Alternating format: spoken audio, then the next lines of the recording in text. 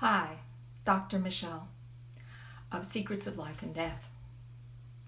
I want to talk to you today about the health impact of this sheltering in place and the effect of this whole pandemic on us, even if we don't get the virus.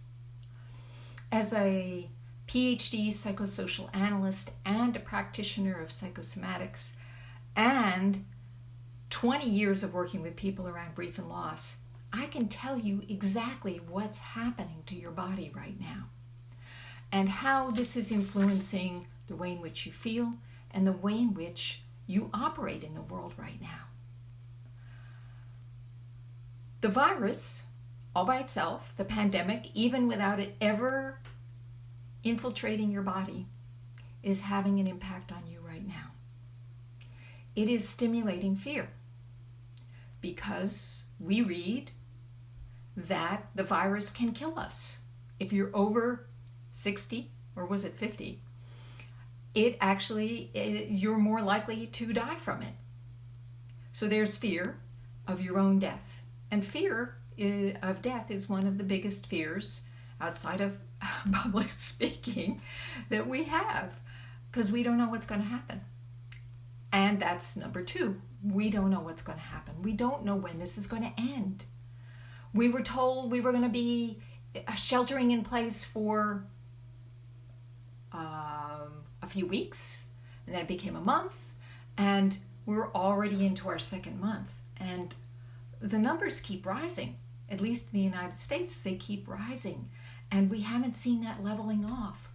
We're hoping that the hot weather is going to stop the virus, but we don't know. This is a totally new virus. We have no idea how it's going to impact us. I mean, we've been hearing various reports about people who get it who have had no contact with somebody who has the virus. And we've heard reports about people who have gotten sick and well and then gotten sick again. I'm like, oh my gosh, what is this? Is this permanent?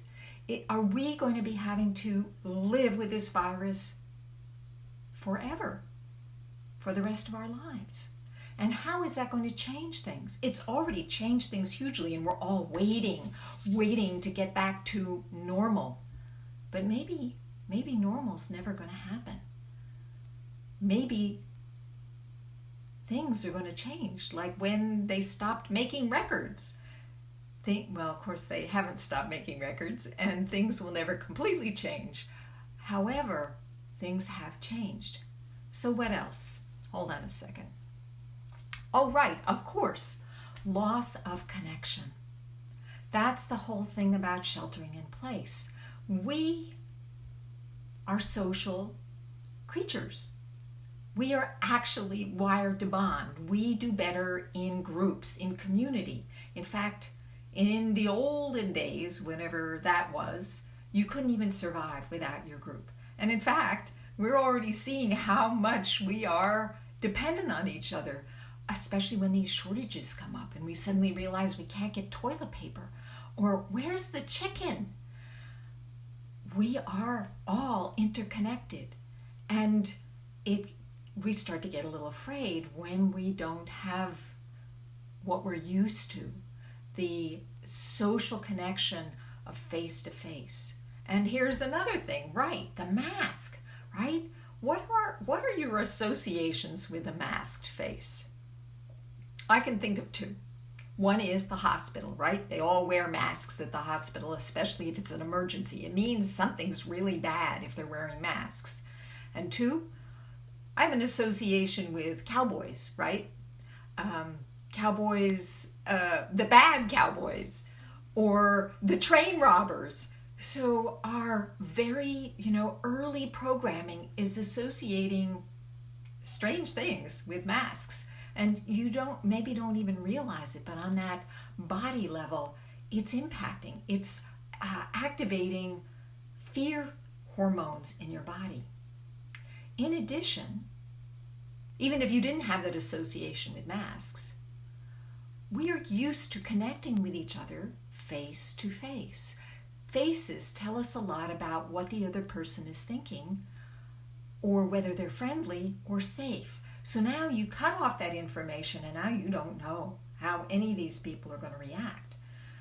And we are now required, I've heard, I don't know how we hear these things, I guess Facebook and the internet, to wear face masks in stores. And if you don't have a face mask, they could turn you away. Now it's weird because we were told in the beginning that these fabric face masks do not really stop the molecule or the virus, because the virus is very, very tiny. But they decide that this is something we have to wear anyway. And maybe because it actually alienates us from each other. But meanwhile, this is having an impact on our bodies. This is having an impact on our well-being, on our psychological state, because we are in this low level of anxiety all the time. And we don't know when it's going to end. Oh, and then of course, there's the food scarcity, right?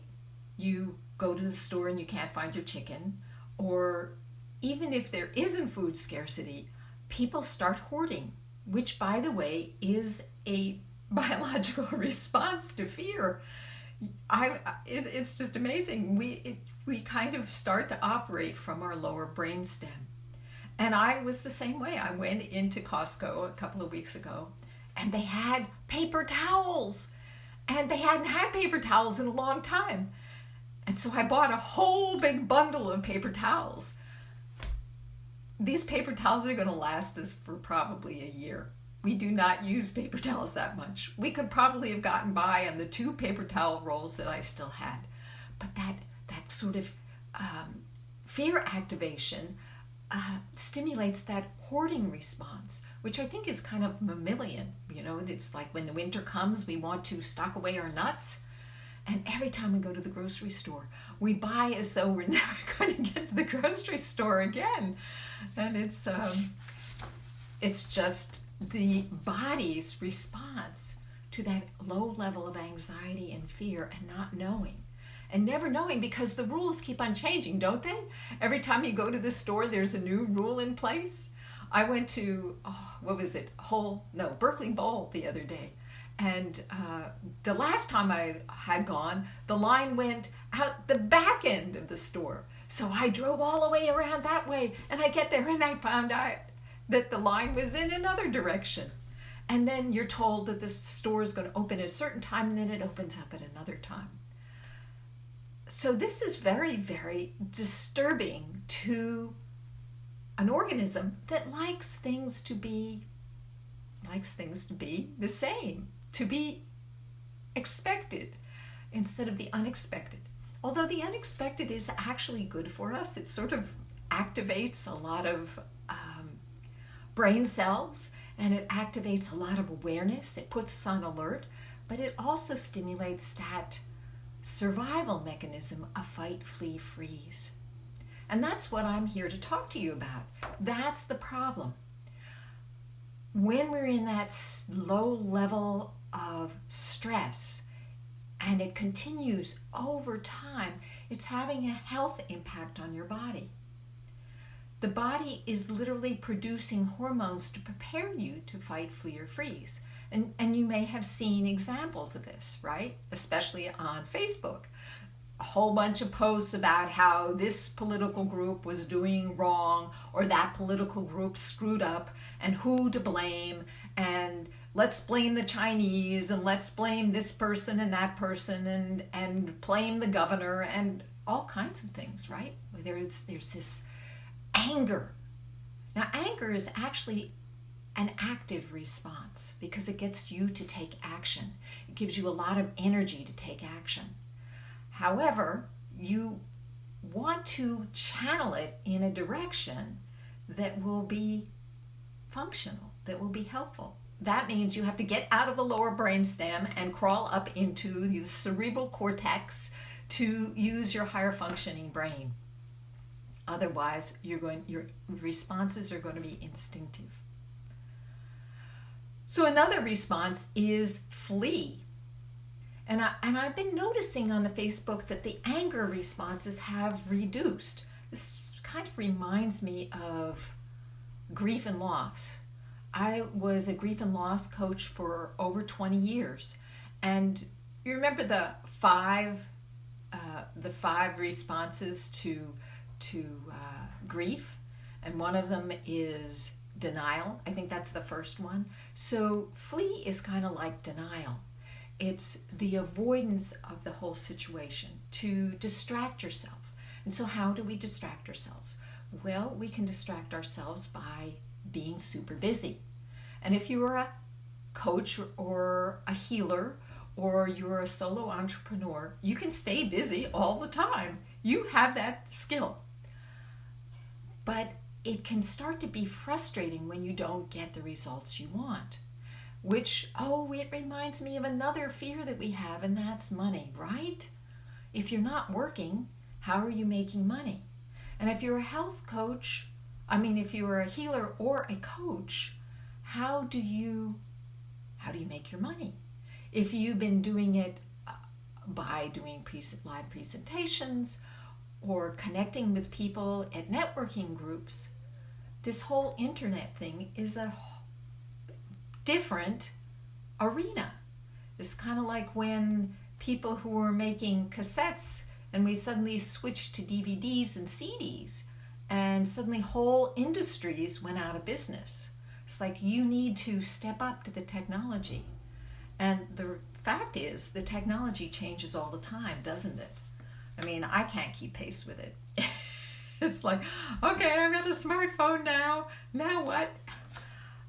And yet we need to step up. And you might feel a little overwhelmed because all the big guys have got it, right? They're out there. And hasn't your email box been loaded with all kinds of information about join this webinar or learn how to be a webinar master, or let's teach you how to do online marketing. And so you get swamped with this kind of information. I don't know about you, but my email box has been full of this stuff, and it's overwhelming.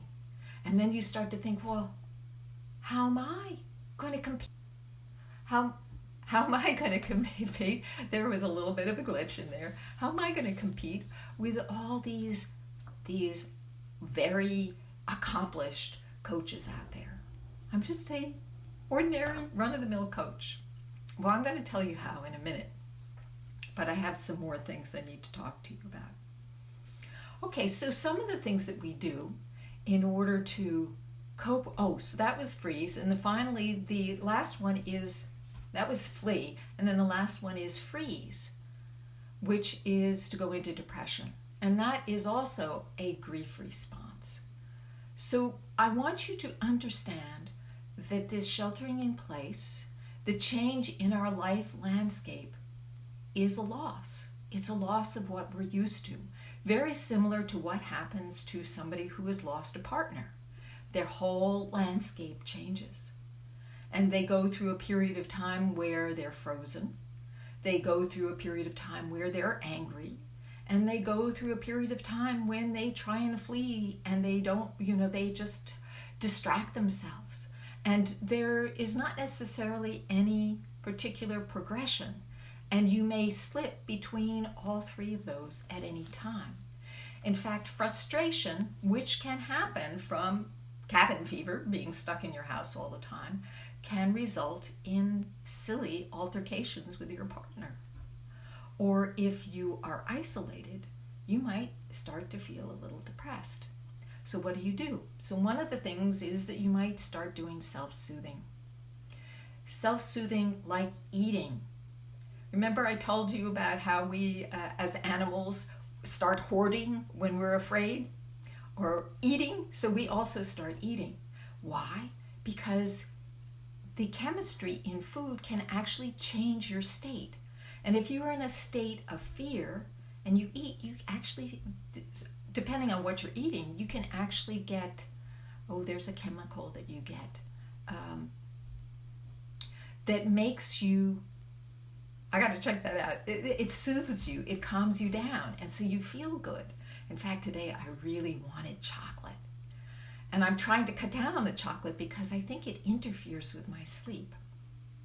So anyway, food. So what does that do to your health? Well, if you're not getting out, if you're not getting exercise, and even if you are, it could affect your weight and it could affect your immunity. You need to do certain things to keep your health up, like eating the right food, like getting exercise.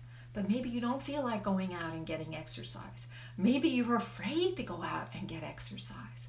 You know, in some European countries, they're not allowed to go out unless they're walking a dog. My immediate thought was, oh, maybe there's an increase in dog ownership. So I hope you're enjoying this, because this is my psychological, sociological perspective of what's going on. And I hope it helps you to understand a little bit about what's going on with you. And I will talk about some things that you can do.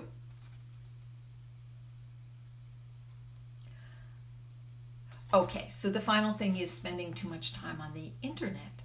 Well, not only am I spending more time on the internet and checking out Facebook way more times than I ever have before, partly because I'm showing up, but partly because I'm checking the pulse of the social community out there, at least my social community, most of whom are coaches and healers like myself. Which brings me back to that whole question of money and how are you doing? Do you have enough to live on? A lot of coaches and healers barely have enough to pay their bills when they are working. And now what are you doing? How are you getting clients? And even if you do reach out, maybe they're not buying because they're afraid. And so we're all stuck in this holding pattern. And of course, all the big guys, they've got it all figured out, right? They're jumping in and they are just slamming the airwaves with their messages. And you're like, well, how can I compete with them? Well, I'm going to tell you. The way to compete, and the only way to compete at any time, is to be yourself, is to be unique. And of course, yourself is unique. So that's what you need to do. You need to step into your own personal, authentic power. You need to be a leader instead of a hero. Actually, I'm going to be doing a talk on that on May 5th, and there is a link in the comments section if you want to hear this. It's going to be a pretty interesting talk about how to stop being a hero, which is giving away your services for free, which is taking care of other people instead of yourself, and be a leader, which is scary because being a leader is about being, well, an authentic leader. There are plenty of leaders out there who use fear and blame and shame to get people to take action.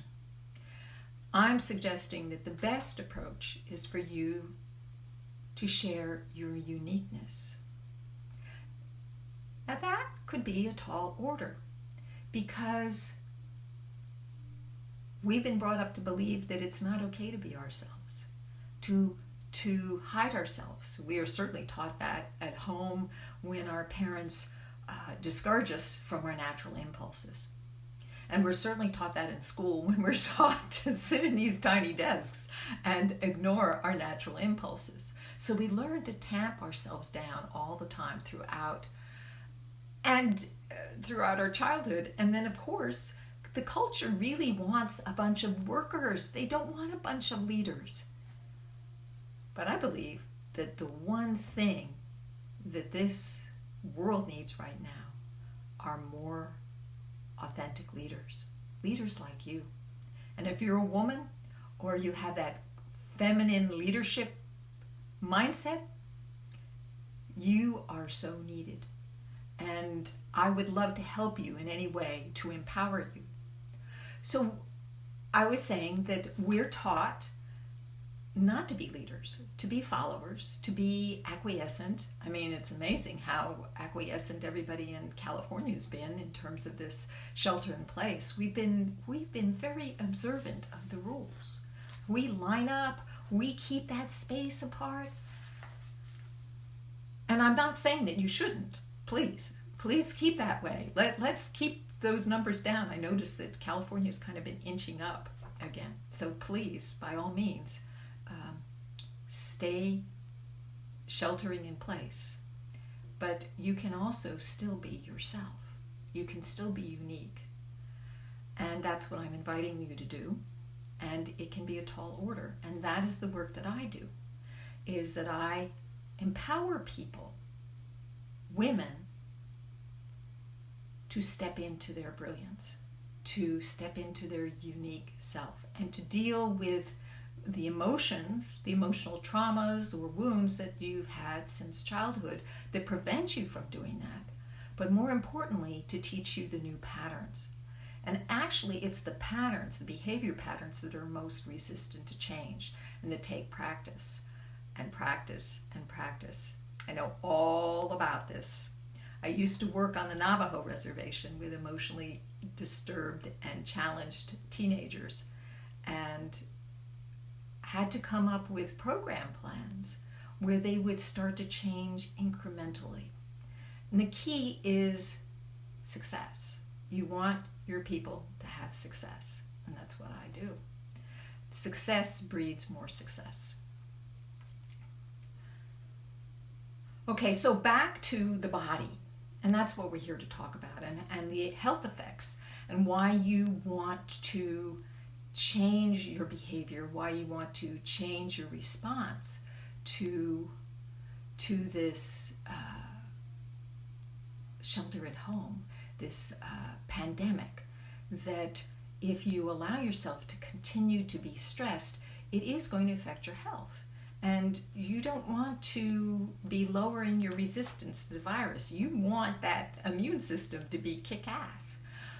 But here's the way in which the body is set up. If you are threatened from the outside, which is how we perceive this, even though it's not outside, but we perceive it that way, then we go into that fight, flee, freeze response. And all of the resources in our body go out to our extremities to prepare us to literally fight or run or freeze. And so the internal immune system is denied the resources.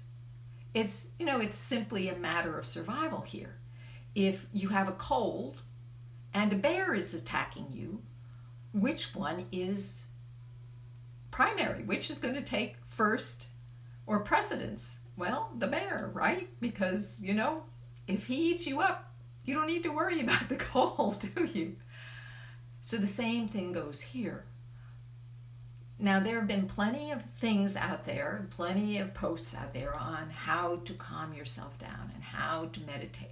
And those are all good. And there are many other things you can do, like the laughter videos are always a good mood shift. And anything you can do on that is positive.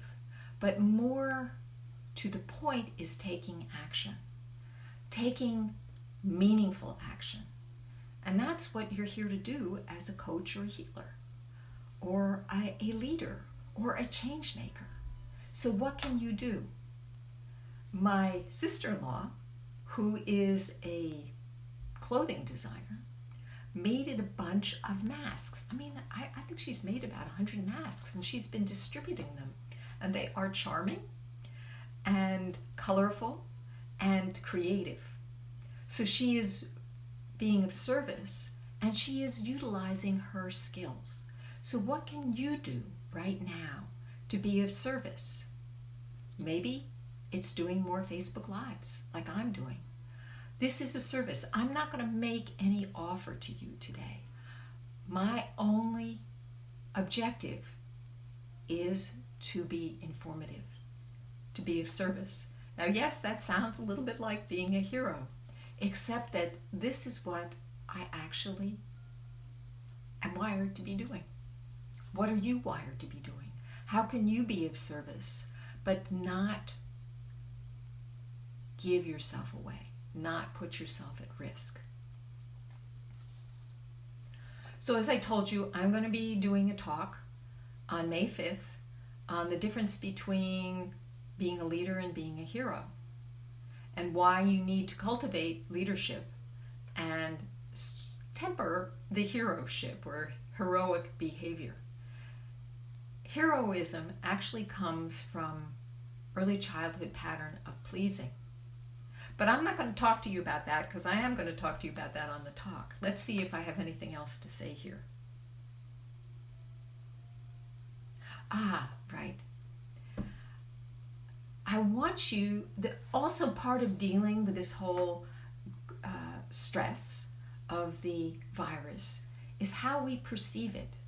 Our interpretation, the meaning that we apply to it, has a huge impact on how we respond. So I'm inviting you to think about this as nature's nudge, tap on the shoulder, that you need to change. You, meaning all of us, we all need to change. And think about it. Maybe it's never going to go back to normal until we get the message, until we start changing our lives so that we accommodate nature. We accommodate the needs of this whole world, as opposed to this very self-centered, selfish approach that we have right now to living. Now, maybe not you, but certainly that is the dynamic of our culture, is to take care of yourself and to increase your profits and to hell with the rest of the people out there. Take as many toilet paper rolls as you can. Who cares about the rest of the people? It's a selfish attitude. So if what I'm suggesting is true, doesn't that suggest that you need to do something? That you need to get out of your stupor or your anger or your distraction and do something more positive? Something that comes from who you truly are. It will probably make you feel a whole lot better.